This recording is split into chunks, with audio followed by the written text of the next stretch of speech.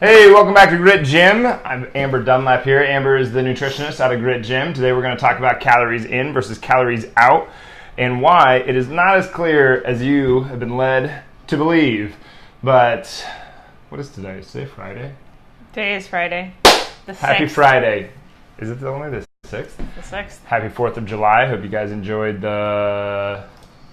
What was it called? What did we call it? It was just a special workout. Oh, I don't know. I just called it the 4th of July obstacle course, I think. I didn't call it anything special. Before we jump into it, though, we have a few things coming up. What is it? We have, well, actually, Camp Euphoria is next weekend. And then after that, we have the Grit Gym Float. Right. Are you coming down?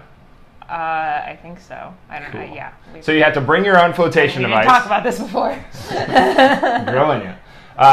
You have to bring your own flotation device, and we're going to meet at the campground. We'll have more details in the email. If you're not on the newsletter, go over to the Grit Gym site, gritgym.com, and sign up for the email newsletter, and you'll get more information about it. But we're going to float from Hills to Riverside, which is a nice float. It's better than the one from Iowa City to Hills. A lot less junk along the way. And then a week after that, we'll actually be closed because because all the staff is going to go to perform better and become better coaches there and continue our education. But I've never floated anywhere before. Never? Not even like an inner tube in a pool? Okay, I guess I've done. But I mean, like, I didn't travel in the tube. Yeah, so you're a canoe, a kayak, a paddleboard, something like that. If you're looking for a paddleboard, go to towerpaddleboards.com. That's where we got all paddleboards, and they usually have pretty good deals. They're nice boards. Yeah. Are you gonna get a paddleboard? No. Are you gonna get a canoe? I want to float in like an inner tube.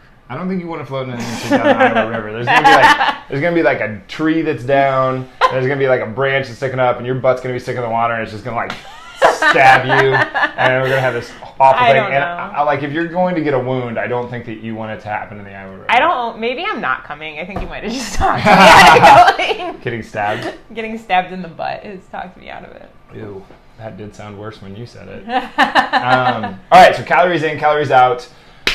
What do you got?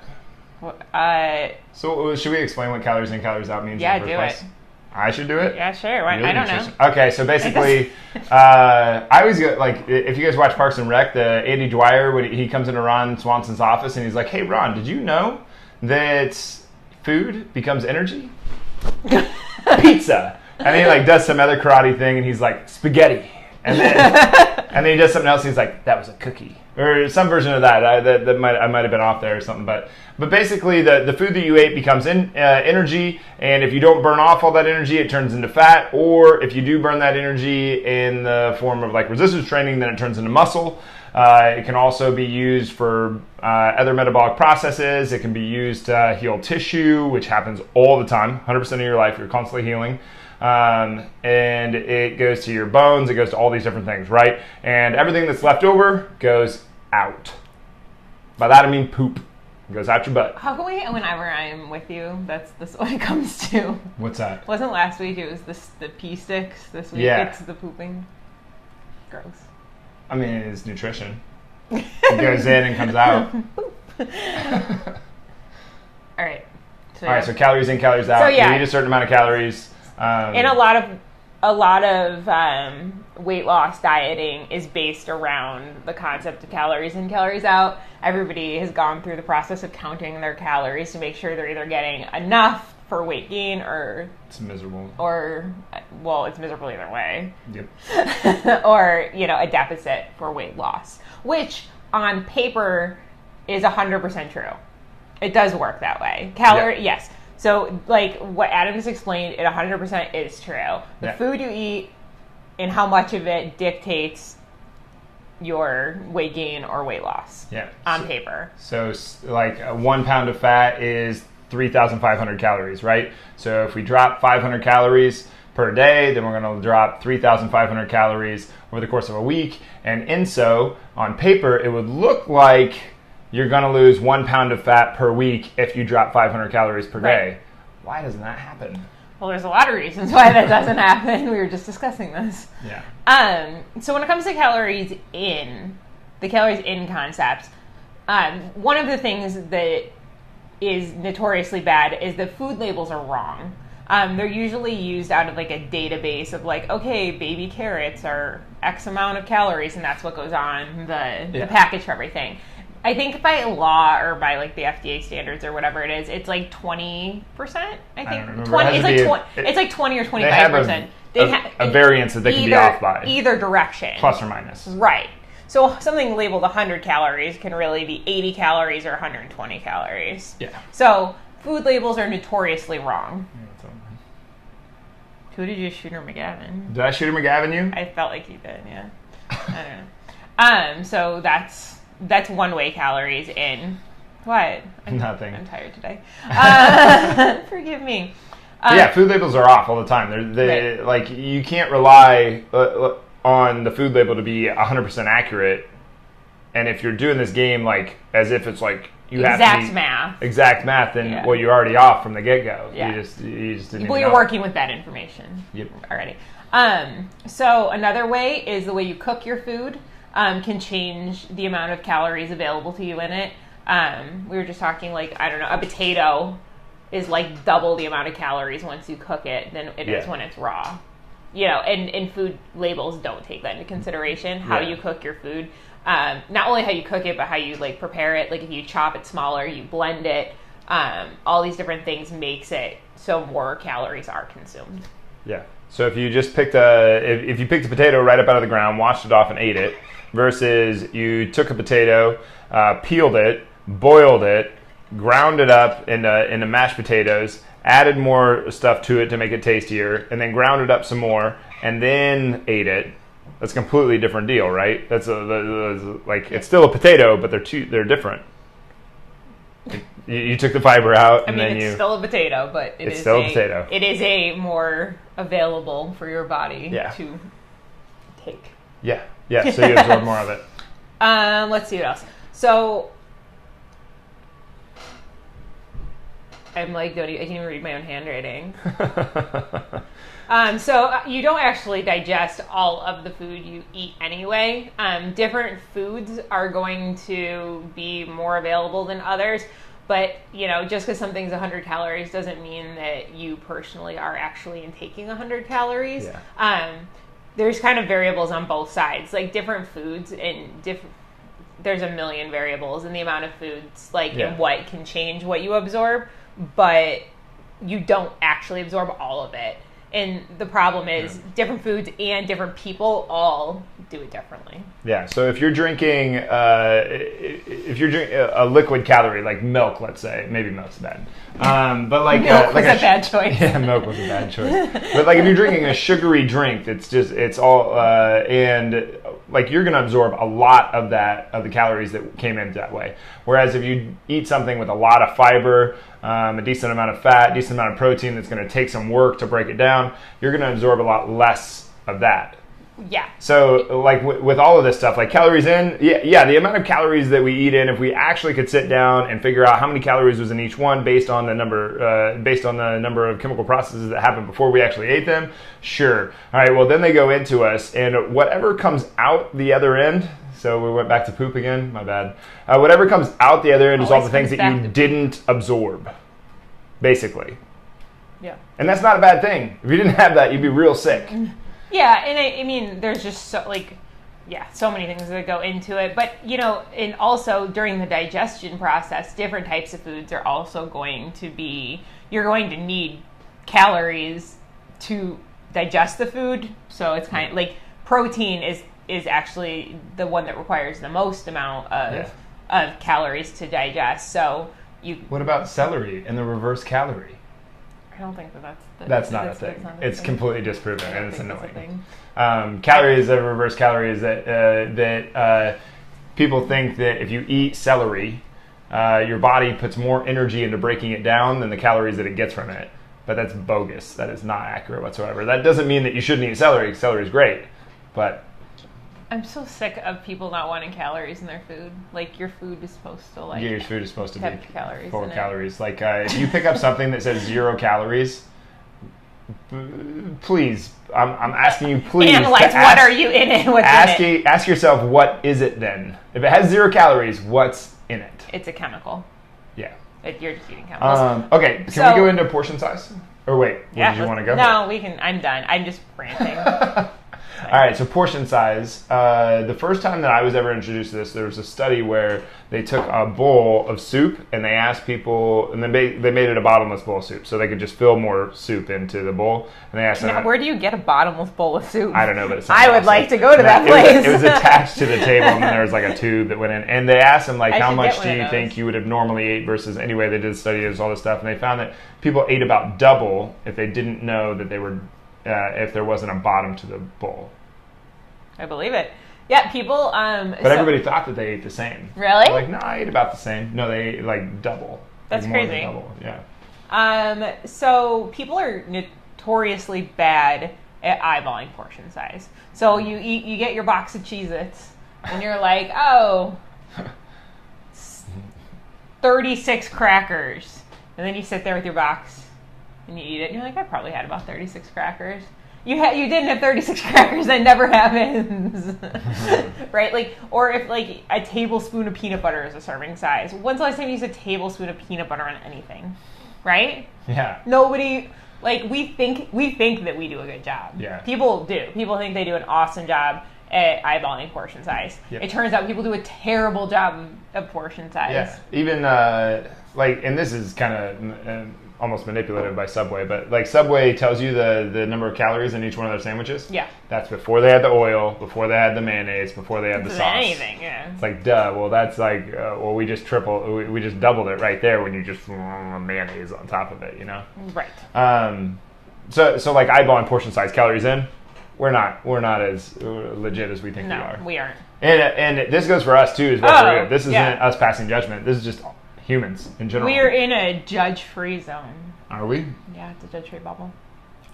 I'm gonna judge the shit out of you. He is probably. All right, calories out. Calories out. Okay, so estimating how many calories are burned during an activity are wildly inaccurate. Say it again. Okay, so you know those like you're on the treadmill and it tells you burned 230 cal. What? That's the treadmill thing. What? No, it's good. You like my running? 230 Judging. calories. Yeah. Judging. 230 calories. Yeah. From running. Uh-huh. Do you think that the treadmill No. is right? Okay, so, let's analyze it real quick. Treadmill, let's say the treadmill is not hooked up to a heart monitor or anything like most of them are.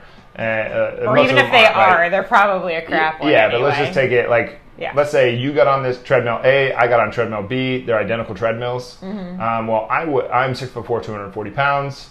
You're not 6'4". You're not 240 pounds. No. And so... I like how you did that. That was good. And I'm probably, I don't know, like 12, 14% body fat. And we get on there and we're running and you're female, like I kind of hope. And we're running. Now I'm running. What the hell? What did you do? This is us running. All right.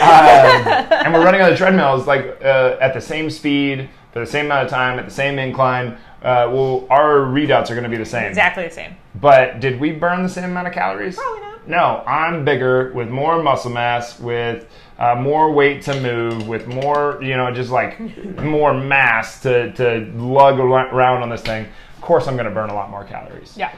So no, they're wrong. But when you find out like what an activity that like there's charts, right? Or my Apple Watch will tell me like for the most part like they're a guess at best. Yeah. But I mean, even the Fitbit comes out and says that like on in their stuff they say like this is not to be used as accurate or precise in their step meter thing and their pedometer.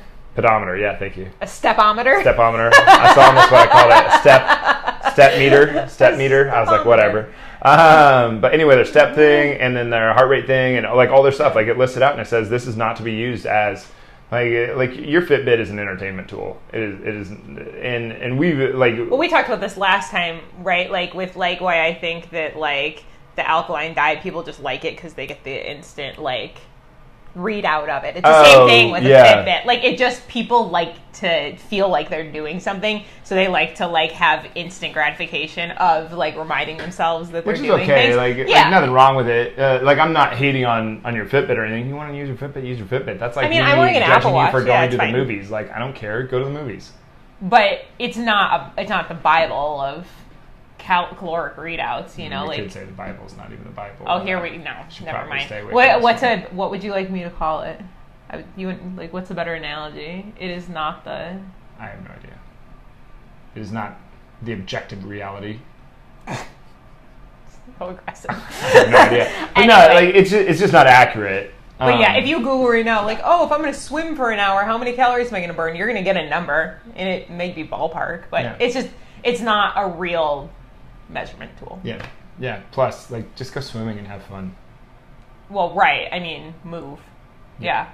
Move and don't worry about it. Yeah. But yeah, all these things. So basically, calories out can happen in, it's really three different ways, but two big different ways. Either you expend the energy by moving around and doing stuff, right? And I think this is a big one that's very misunderrepresented, like not misunderstood, but like it's underappreciated. Only 8% of the United States actually gets enough activity to reap the rewards of their activity.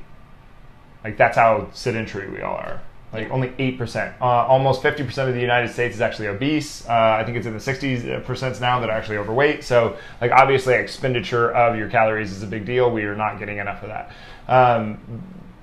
But the other way that you can, that calories go out, that we use calories by what's going on inside of our body. Because even while you sleep, you're still burning calories, right? Because your heart needs to beat, you need to breathe, you have metabolic processes going on, you're recovering from the day. Everybody has a baseline. Yeah. And then the other way that calories come out is what we already talked about. That's with your poo. So, also when it comes to the way you use it, things like stress, hormones, fat percentage, genetics, Body size, all these things are going to affect how you personally burn calories. Mm-hmm. So that changes person to person. And then... oh yeah, let's go through metabolic rate. That's a good one. Yeah. I think this is really misunderstood because like I talk to some people and it's as if they think that your metabolism is an organ inside your body. That's like almost how they think of metabolism. Like it would be nice. I mean, it'd be easier. It would, but your metabolism is really just a unit of measure.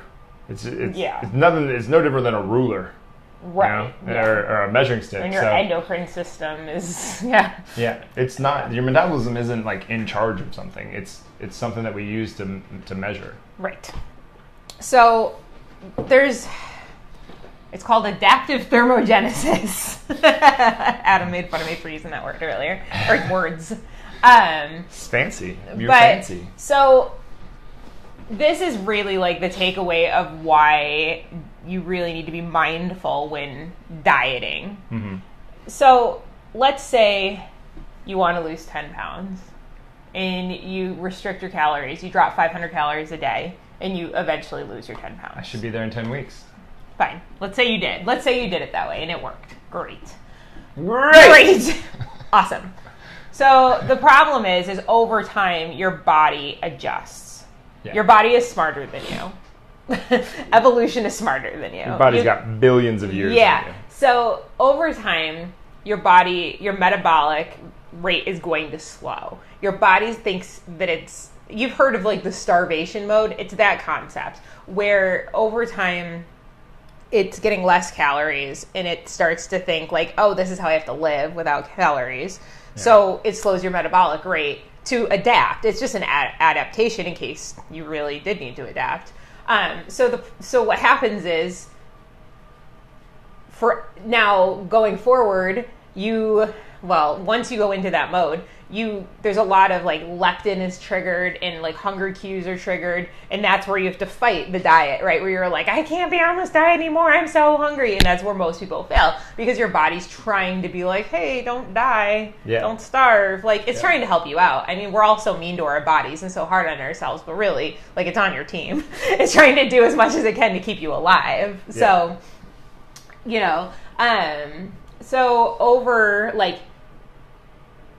so over time, that deficit, you have to maintain it for a lot of people, almost everybody. So the thing is, if you're going to go into a 500 calorie deficit, it's nice to think that it's going to be this short-term thing that you're going to be able to I'm going to diet for 6 months. Yeah. I'm going to get to my goal weight, and then I'm going to just go back to normal. But you won't maintain. Yeah, you'll go back to normal, and then you'll go back to the old normal, Right. like that your body was before. You'll gain back everything because you dropped down so far. Your normal came down to here, then you added the calories back in, and then you shoot back up to that fat level. Yeah, so you're talking like a long term. Like that's why we talk about lifestyle change and not dieting, because if you're going to take on a diet, like you need to really think like, am I going to do this forever? Yeah. Because if the answer is no, you're doing more harm than good. Mm-hmm. I mean, if you're a person who literally can do it forever, and some people do. I have friends that like do keto, right? And they live that lifestyle. And I'm just saying, but like, whether or not they will or not, but like they understand it's a lifestyle choice, right? Like if you're going to live the rest of your life like that and be honest with yourself that that's how you're going to live, that's one thing. Like we can talk about all different diets, that case. But I want pizza. Right. But if you want pizza, and I want tacos, right, and I want what I want. I want ice cream. Right. These are all but the problem is, So when you're doing a lot of harm to your metabolic rate by messing with it like that, and every time you do it, the harder it gets, you know, so. Because your body gets smarter. Yeah. If you try to get, if you think like, okay, so if you walked up to me, slapped me across the face, even like, let's say we become friends, you come up to me, you slap me across the face, I'm like, well, damn. Okay. Well, the next time that you come up to me, I'm going to be on guard, right? Like you might slap me in the face again. You slap me in the face again. I'm like, oh man, the next time I'm going to learn. Next time I'm going to learn. Next time I'm going to learn to be better at that thing. So the first time that you starve your body down, well, you might have lost a lot of weight, been very successful, but then you go back to your old lifestyle, and you're going to end up gaining all that weight back. Every single one, 100% of the contestants from The Biggest Loser gained all of their weight back. Every single one of them, because they didn't change the lifestyle around their nutrition. Well, yeah, the concept of a quick fix, like it exists, but it's not sustainable, right? Like you want to fit into your wedding dress, so you go on a huge caloric deficit, lose all this weight. Like after your wedding, if you're going to gain it back because you aren't going to live like that. Yeah. So that's why you have to really think about it before you go on a diet like that, like an extreme diet, because unless it's a lifestyle change for you, it's doing more harm than good. Yeah. And all the diets that you hear are just strategies anyway. So so you just got to get better at strategy. And that's what we do at Grit Gym. We use these strategies to create a long-term change so that you can do it for forever, not so that you can do this like crazy crash diet, lose a bunch of weight, and then be like, okay, well, see ya, I hope it works forever. Like no, let's create the sustainable change. But so we've got calories out, we've got calories in. We know that the calories in is not accurate. We know that the calories out isn't accurate. The calories out isn't accurate. We know that there's all these different variables in here. Like for instance, can we go into absorption for a second? Yeah, go ahead. All right. So what are some factors that affect absorption? Well, everything, right? Like your gut health would. Gut health would be a really big one. Yeah. So if you don't have, so if your body isn't secreting, so let's say an easy one, like if you can't, like if you're lactose intolerant, that means you don't produce lactase to break down the lactose, right? So you get really sick. Well, that's just an enzyme. Your body produces all these enzymes. If you're not producing enough enzymes to break down the food, you won't absorb that food. So that's not, by the way, that's not a, I know that's going to get into that sounds great. I should have less enzymes. And then I won't break down as much food. No, you need the enzymes. No, you want the enzymes. The enzymes are important. Well, there was a drug not that long ago about, I don't know, came out in like 2006 called Ally that blocked your body's absorption of fat. Do you remember that? Yes. And I remember having clients who were like, I'm going to go on this. And I'm like, don't do that. Think of that. That's like putting a slip and slide in your intestines. Oh God, I hope the face I just made, I hope that's not the still. You know how that happens? Yeah. I'm like sure whatever the... It'll probably be me going like this. That's what it'll be me like with like weird face. But no, it's like Think of that. Like if you can't absorb the fat, it's just going to... But it's... People got really, really sick. Yeah. There was that lean fat that your body couldn't absorb, and they had to write on the bag, may cause anal leakage. Like, man, like, no. Not good. But Not that, good. yeah, I mean... You want to be able to absorb this stuff. With that absorption thing, I mean, whether it's something like that or it's an extremely calorie restrictive diet, you're getting into nutrient deficient territory. I mean, like we were talking about. Well, it all ties in. Yeah, I think. it totally does. But if you're going to eat 1,000 calories a day, which is absurdly low. Right. That's insane. That's like 4 glasses of milk. But like Jenny Craig might put you. I feel like they put people on. Yeah, they put a guy my size on a 1,500 calorie diet. Right. So someone my size could probably easily be on 1,000. Mm-hmm. So 1,000 calorie diet. My opinion, for what it's worth, is I do not think that it is possible to be on 1,000 calorie diet a day and not be nutrient deficient. And what is it? So when you say nutrient deficient, like you are not getting the nutrients your body needs to function optimally. What's it lead to? I mean, also a breakdown of all sorts of things. I mean, basically every disease there is. Diseases. Yeah. Your body can't heal. Your body can't replicate. Right. Your body can't deal. You get osteoporosis. Your body breaks down faster. You age faster. You feel like shit all the time. But absorption, like the better your absorption is, the healthier you are. Yeah. Like you want your body to absorb everything. Yeah. You just want to put good stuff in. Yeah. What about the stuff that you take with, like the people who think that you should take extra enzymes so that you can absorb more of your food? I don't really know a lot about that, but I don't either, but it sounds really silly to me.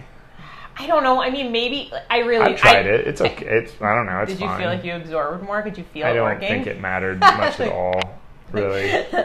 I don't know. I mean, I think there's probably a place for it, right? Like if you have a legitimate like enzyme problem. Oh, totally. 100%. Like if you really are lacking enzymes, but just the average everyday person, but like, I think it's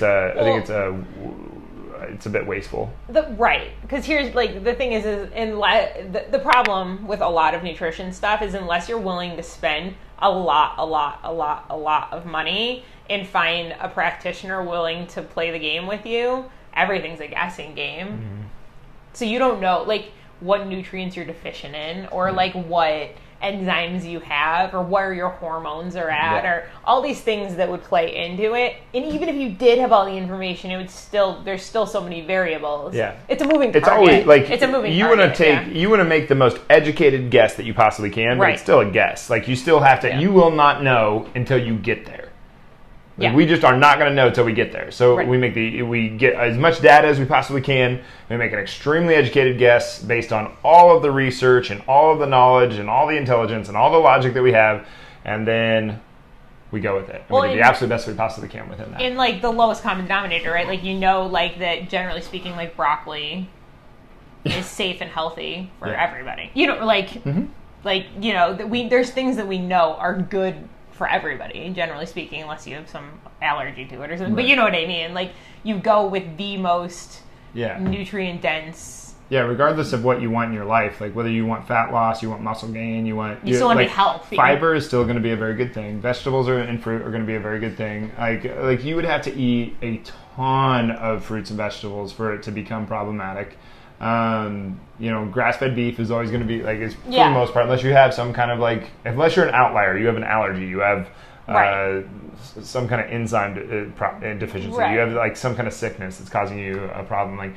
You're going to be fine with the majority of the stuff that we've just said. Yeah. Anyway.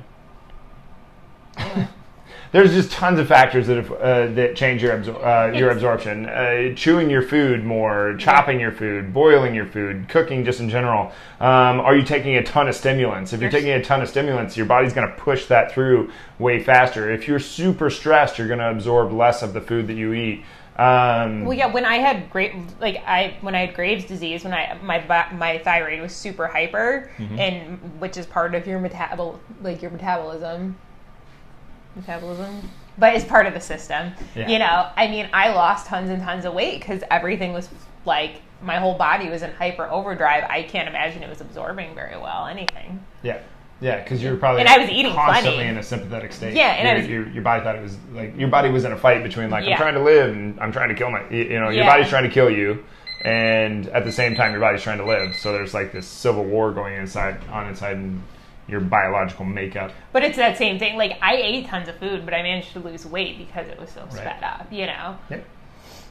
In sleep and stress management and hormones and all those things, they all matter. I think that one is probably the most under like represented. I feel like you already said that once. What is the? No, like I mean the most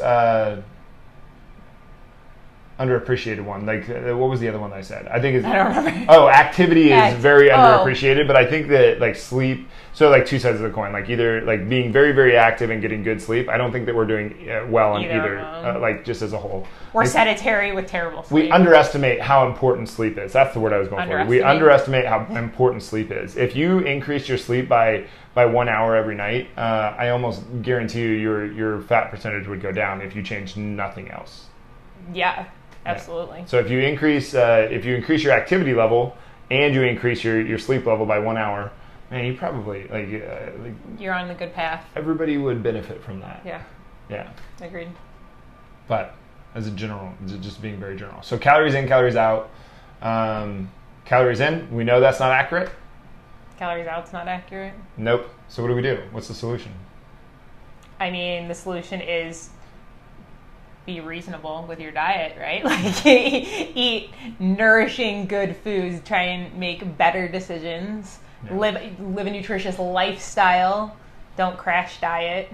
Yeah. I think all the mindset stuff really comes back to this, like being around other people that are on the same path that you want to get on is going to help you out. Sure. You know, like that. You can't fly with the You can't fly with the eagles if you're hanging with the turkeys or whatever the hell that. We should put that on a shirt. But I think you're just bound to Calories. eat more like the people that you're around. Well, and calorie counting only is really super valuable if you're counting junk. Mm-hmm. Like, if you're eating like a Big Mac, Oreos, Doritos, like you're just eating all this junk, you should probably keep it under a certain number, right? Like, that makes sense, I suppose. But that's not a good way to eat. If you're eating the right stuff most of the time, I don't know, the calorie counting becomes, it seems pretty pointless at that point. I think it all seems pretty pointless because like you eat like you want to go with like so like you eat 100 calories of steamed spinach right versus 100 calories of candy. Like those are not the same 100 calories. Yeah. Like your body's gonna absorb way more of one than of the other. And one has a benefit, right? Like one has like nutritive benefits to it. I mean, unless you're I mean, even if moderation, yeah. I could start a whole another conversation on moderation. That's a big one. But yeah, if you're stuck we'll do that next if you're stuck on a deserted island, do you pick the vegetable or do you pick the candy? No, you pick the candy. You want all the calories possible, yeah. But if you're in the world that we live in today, you probably want to stick with the spinach, vegetable. Yeah. I like the spinach. I like spinach. Steamed spinach is really nice, actually, because you get this huge thing of spinach and it boils down into like the size of my fist. So it'd be like eating anyway. Want to send us off? How do you do that? What do you like? You Shooter McGavin, and then I don't know. I'm making shit up. But you did a great shooter. Thank you. I'll do it again. I hope that's the freeze frame now. All right, thanks for being here, guys. Please like, comment, share. If you want to get in for the float event, we're going to send out an email pretty soon, so definitely head over to gritgym.com and sign up for the newsletter, and you will get a notification for it. It's on the 21st of this month. You have to bring your own flotation device. That's the only thing. Well, let's say that you have to bring a positive attitude with you too. That'd be a good. But otherwise, please like, comment, share below. If you have any questions, please ask. This is definitely a time where you can come on the show and you can ask the nutritionist Amber any questions around nutrition, anything about food. This is going to be a very good time to hop on the show live with us. So, and this isn't recorded before, and then like you're here at the same time we are. So, anyway, 12:30 each weekday. We'll see Amber next Friday. Yeah. Cool. All right. I'll see me on Monday. Anyway, thanks, guys. I'll see me on Monday. I'll see me on Monday. All right. See you guys.